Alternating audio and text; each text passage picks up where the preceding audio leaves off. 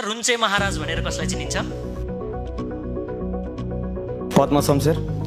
कम्प्युटरमा प्रयोग हुने DOS को पूरा रूप के हो?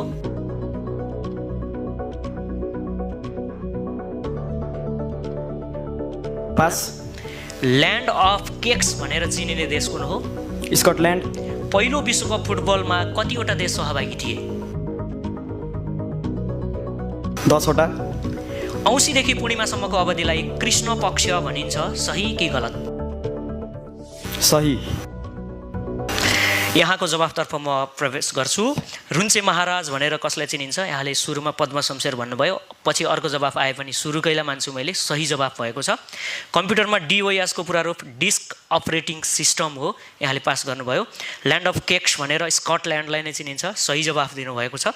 पहिलो विश्वकप फुटबलमा कति देश सहभागी थिए? यहाँले 10 भन्नुभयो, गलत भएको छ। 13 वटा देश सहभागी थिए। र औँसीदेखि पूर्णिमासम्मको अवधिलाई कृष्ण पक्ष भनिन्छ, सही कि गलत भन्नेमा यहाँले सही भन्नुभयो, जवाफ गलत भएको छ। शुक्ल पक्ष भनिन्छ।